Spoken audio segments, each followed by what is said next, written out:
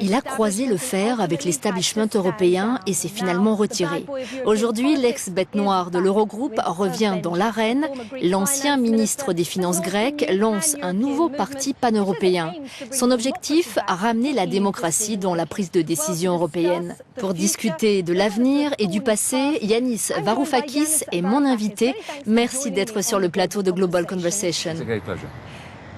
Il y a beaucoup de mouvements qui dénigrent l'Union européenne, de groupements politiques, de droite mais aussi de gauche. En quoi DiEM25 est-il différent ? Eh bien, ce n'est pas un mouvement qui dénigre l'Europe, c'est un mouvement qui a pour but de sauver l'Union européenne d'elle-même. Elle se désintègre partout où nous regardons, le long des frontières, les différentes frontières. Nous avons de nouvelles frontières, de nouvelles barrières, de nouvelles demandes pour des obstacles électrifiés à la liberté de mouvement. Il y a de nouvelles divisions qui surgissent dans l'esprit des gens, des gouvernements qui se replient sur eux-mêmes et qui sont hostiles à l'idée de solidarité dans l'Union européenne. Nous avons une zone euro qui se désintègre très rapidement. Ce qui m'amène à cette question, nous avons demandé aux internautes de nous envoyer des questions pour cet entretien et Jefferson Matewa demande « Comment envisagez-vous l'avenir de l'Union européenne ? Que se passera-t-il dans 10 ans si rien ne change ?» L'Union européenne n'existera pas. Ce sera une sorte de version burlesque de l'Union soviétique. Heureusement, l'Union européenne est encore le royaume de la liberté individuelle. Il n'y a pas de KGB ou de goulag. Mais il y a des similitudes et ce n'est pas rassurant. Rappelez-vous, l'Union soviétique était une entité économiquement non viable, qui a été maintenue grâce à une volonté politique et l'autoritarisme. Plus vous maintenez ensemble une grande entité, une entité multinationale qui ne peut pas survivre, et que vous le faites de force, plus vous vous rapprochez d'une implosion. Et les coûts de cette implosion sont extrêmement élevés. C'est notre grande crainte.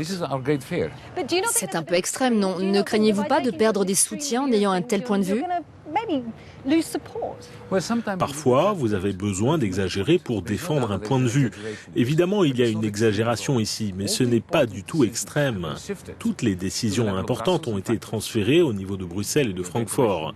La Commission européenne, la Banque centrale européenne, le mécanisme européen de stabilité, c'est une zone totalement exempte de démocratie. Peut-il y avoir débat sur ce point ?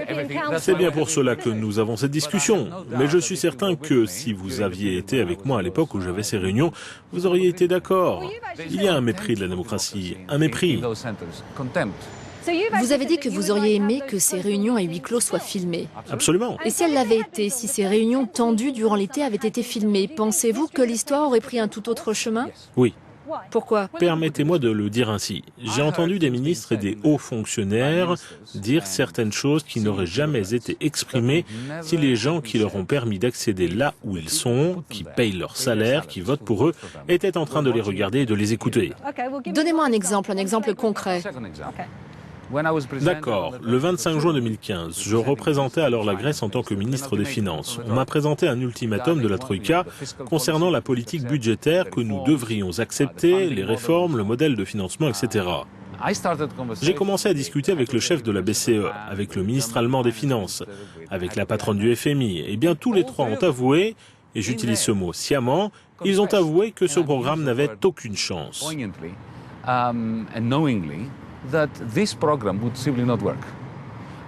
Je peux vous assurer qu'on ne m'aurait pas posé d'ultimatum si nos électeurs, si l'opinion publique partout dans le monde, si vous, en tant que journaliste, vous aviez suivi cette réunion en direct. Ils disent qu'ils étaient prêts à un compromis, que vous avez essayé de les retenir de force avec le référendum, qu'un compromis était très proche. Eh bien, n'est-ce pas la meilleure raison qui rend pertinent notre appel à diffuser en direct ces réunions ? Parce qu'ils ont dit, j'ai dit, pourquoi nos électeurs ne pourraient-ils pas suivre en temps réel ce que nous disons ? Avez-vous enregistré ces réunions ? Je suis très fier de l'avoir fait et n'importe qui peut me défier s'il le souhaite. La première réunion a duré 10 heures et je peux vous assurer que je suis sorti de celle-ci dans le brouillard, étourdi, extrêmement épuisé et stressé. Ce sont des moments très stressants.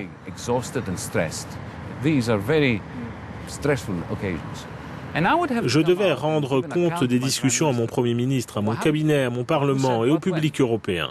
and to my cabinet, and to Parliament, and to the European public. Yeah? J'ai donc demandé à ma secrétaire une transcription des débats et elle m'a répondu qu'il n'y en avait pas. Ni transcription, ni compte-rendu, il n'y avait aucune trace de ce qui avait été dit. J'ai répondu « Quoi ?»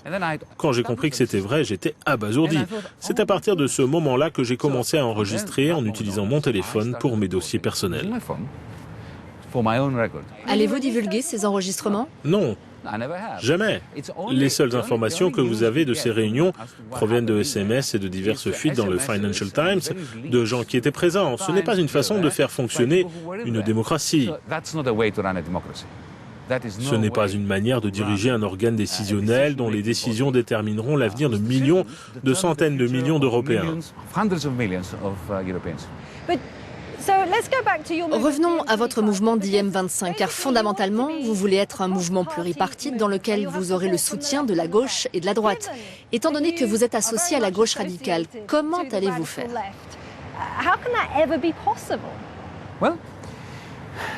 Revenons en 1930. Un an auparavant, Wall Street s'effondrait. Vous savez ce qui s'est passé ensuite en Europe? La monnaie commune de l'époque a commencé à se fragmenter. C'était l'étalon or. C'est l'euro aujourd'hui.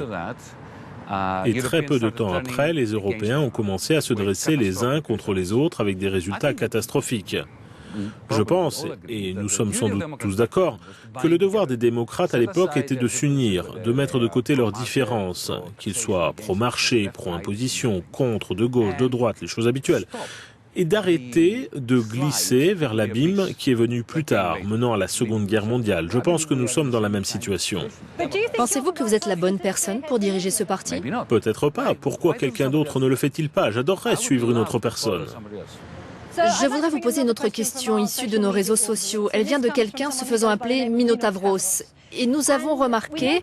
Le Minotaure a posé la question. Le Minotaure a posé la question, mais nous avons constaté dans certains des commentaires sur les réseaux sociaux qu'il y a des réactions négatives contre vous en Grèce. Et la question du Minotaure est comment Varoufakis pourra-t-il réparer l'Europe quand il a brisé la Grèce?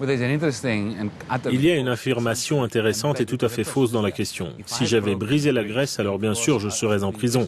Je serais loin d'être au cœur d'un mouvement démocratique en Europe. Mais je n'ai pas brisé la Grèce. Je n'ai pas ce pouvoir. La raison pour laquelle... Enfin, au fait, vous avez dit qu'il y a des réactions violentes contre moi en Grèce. Peut-être devriez-vous regarder les sondages d'opinion. Comment vous situez-vous dans les sondages? Pas trop mal, pas trop mal. Même quand j'étais ministre, il y avait ce choc étonnant, cette déconnexion, si vous préférez, entre les gens de la rue, le taux de satisfaction que j'avais, le gouvernement et moi, et ce que disaient les médias. Si vous aviez été en Grèce lors du référendum, vous auriez pu voir que toutes les chaînes, tous les journaux, tout le monde nous dépeignait, Syriza et moi, comme Méphistophélès, comme des gens qui détruisent la Grèce. Ils mettaient en garde les Grecs en leur disant que s'ils osaient voter non au référendum, l'apocalypse allait arriver. Et qu'ont-ils fait les Grecs? Ils ont voté à 62%. C'est vrai. Revenons à la Troïka et aux négociations. Vous étiez contre certains des hommes politiques les plus expérimentés, des économistes que l'Europe connaît. Vous êtes-vous jamais senti dépassé? Je me serais senti dépassé si leurs états de service étaient respectables. Jamais auparavant, le FMI n'était allé dans un pays pendant 5 ans, en collaboration avec la Banque Centrale Européenne et tous ces merveilleux experts, entre guillemets. Et le résultat a été 30% de perte du revenu national, l'augmentation du chômage de 8 à 28%, l'effondrement complet du système bancaire, de l'argent emprunté aux contribuables européens, 50 milliards qui ont été donnés aux banques, le résultat étant que les banques étaient encore en faillite. Ce fut une catastrophe totale. Ces personnes, quand je les ai confrontées, et je l'ai fait avec un immense respect, mais néanmoins je ne pouvais pas être respectueux du programme qu'ils avaient préconisé. Est-ce vrai que vous avez failli vous battre avec le président de l'Eurogroupe? C'est totalement faux. Totalement faux? Évidemment, c'est totalement faux. Nous avons eu des désaccords. Il y a eu un moment où nous avons tous les deux légèrement haussé le ton. Ça n'a duré que quelques secondes. Je souhaite vraiment qu'il y ait des caméras partout lors de ces réunions. Ainsi, vous n'aurez plus à dépendre de ce que je dis et de ce que disent les autres et des fuites.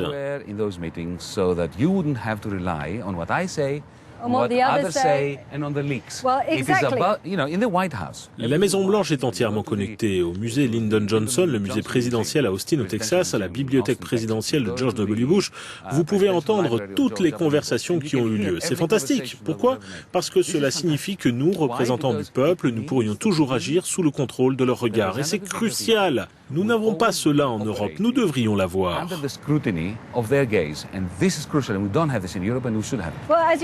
Il y a beaucoup d'interrogations et l'une d'elles est évidemment, êtes-vous parti de votre propre chef? Avez-vous été poussé dehors par la Troïka, par le Premier ministre Alexis Tsipras? Que s'est-il passé? Eh bien, il y a plusieurs niveaux de réponse correcte. La réponse rapide, c'est que j'ai démissionné. On m'a invité à rester au sein du gouvernement, mais je ne pouvais pas le faire alors que j'étais totalement en désaccord avec la conversion du non en oui le jour où c'est arrivé. La Troïka était clairement très désireuse de me marginaliser et de me voir pousser hors du gouvernement, et ce pour une raison très simple qui n'était pas personnelle. Maintenant, c'est peut-être quelque chose que notre public ne sait pas, que ces accords de sauvetage de la zone euro ont été signés par le ministre des Finances et non pas par le Premier ministre, ni le Président, ni par Dieu et ses anges, mais bien par le ministre des Finances. Ils savaient donc que je ne signerais pas. J'étais un obstacle sur le chemin de l'extension de la crise dans l'avenir en prétendant que nous l'avions résolu avec un autre prêt insoutenable. Une autre question à présent d'Elias Toumasatos qui dit « Si vous aviez une seconde chance en tant que ministre des Finances, que feriez-vous différemment ?» J'aimerais poser une question avant de répondre à celle-ci. Aurais-je du recul? Saurais-je ce qui est arrivé? Parce que, bien sûr, avec le recul, vous faites les choses totalement différemment.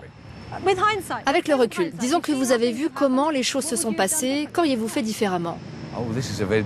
Oh, c'est une question très difficile. Mon premier dilemme serait de savoir si je me présente aux élections, si je me présente pour devenir ministre.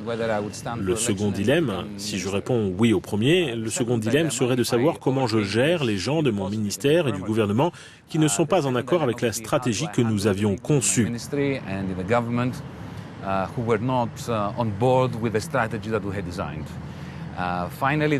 Enfin, une erreur que je reconnais, et sans doute je ne l'aurais pas faite, même sans recul, serait ma signature sur le document de demande d'extension de l'accord grec jusqu'à la fin juin.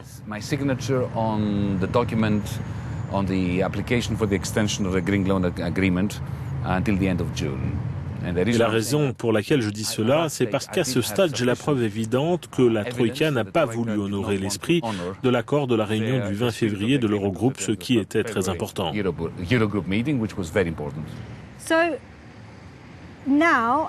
Aujourd'hui, Alexis Tsipras dit que la Grèce est à un tournant, que l'économie va se développer. J'entends cela depuis 5-6 ans, maintenant, de la bouche des nombreux premiers ministres qui ont succombé à un programme qui a échoué. Cela n'arrivera pas, il n'y a pas de preuve de cela. Je serais le premier à me réjouir s'il y avait une preuve de cela. Alors pourquoi dit-il cela? Pourquoi M. Samaras a dit la même chose il y a 2 ans? Pour rester au pouvoir? Syriza aujourd'hui est à la traîne dans les sondages, derrière le parti de la Nouvelle Démocratie. C'est une combinaison d'éléments, c'est un désir, nous exprimons tous des désirs. Nous nous plaisons à imaginer que quelque chose va arriver parce que nous voulons que cela se produise. Et l'attrait du pouvoir, la tentative d'inspirer les gens par la pensée positive. Mais cela ne fonctionnera pas. Vous devez aussi changer les fondamentaux. Tsipras et Syriza ont-ils abandonné leurs principes? Écoutez, nous, la gauche, nous avons une histoire très longue et éprouvante, faite de trahison, de boycott, de dénonciation, et même de s'envoyer les uns les autres au goulag. Vous vous en souvenez probablement. Et je suis la dernière personne qui se retournerait contre un camarade comme Alexis et qui le dénigrerait. Nous avons des différences très fortes, ce sont des moments difficiles, mais je reste fermement sur mes positions. Et je ne dénoncerai pas ou je ne traiterai pas de tous les noms mes camarades et mes amis, même si nous sommes en désaccord et plus amis. Alors Poirot demande, regrettez-vous de ne plus faire partie aujourd'hui du gouvernement? Oh non, pas du tout. Parce que de toute façon, vous le voyez, tout l'intérêt d'être au gouvernement, c'est d'apporter des changements positifs, d'améliorer les choses. Si la seule condition pour rester dans un bureau ministériel, c'est d'adopter des politiques qui, vous le savez, échoueront, quel est l'intérêt? Sauf si vous aimez vraiment ce travail, ce qui n'est pas mon cas. Qu'avez-vous appris sur vous-même au cours de ces mois au pouvoir? Ce que j'ai appris sur moi-même, j'ai appris que je peux être beaucoup plus calme que je ne l'avais imaginé sous un déluge de mensonges déconcertants. Cela m'a permis de confirmer que je n'apprécie pas le pouvoir. Au final, la politique est très amusante tant que l'on conserve ses convictions politiques. Un de mes amis m'a dit que vous étiez un grand professeur, mais un mauvais politicien. Que répondez-vous à cela? Certains de mes étudiants pourraient dire le contraire. Je ne sais pas, je ne suis pas mon propre juge. Il y a eu des discussions car vous avez capté l'attention des médias, que vous l'appréciez ou non. Je suppose que c'est à cause de vos t-shirts moulants, parce que vous faites de la moto, vous portez des vestes en cuir. Cela vous est-il monté à la tête? Non, pas le moins du monde. Si quelque chose était un obstacle, une distraction, une gêne, une nuisance pour moi, je tentais de faire un travail très difficile.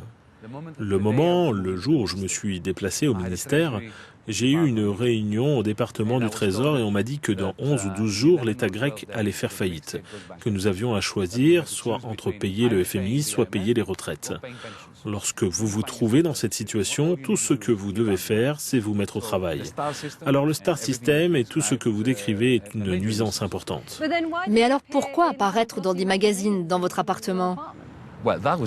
C'était une grosse erreur. Je peux vous raconter la façon dont cela s'est passé. Cela va simplement montrer à quel point je suis naïf en ce qui concerne les médias, car je n'avais jamais eu en main un exemplaire de Paris Match. Donc quand on m'a demandé cette interview, on m'a dit que ce serait une bonne histoire. Alors j'ai dit ok, je vais d'abord faire l'interview et ensuite je regarderai l'article. S'il me convient, alors je donnerai mon feu vert. Et l'article était très bien, mais je n'avais pas imaginé qu'il y aurait toutes ces photos. J'ai couru à la maison, tout avait été préparé et je devais sortir pour rejoindre le Premier ministre 15 minutes plus tard. J'ai tout fait très vite. Je n'ai pas réfléchi, c'était une grossière erreur. Il n'y a aucun doute là-dessus, c'est une des choses que je regrette.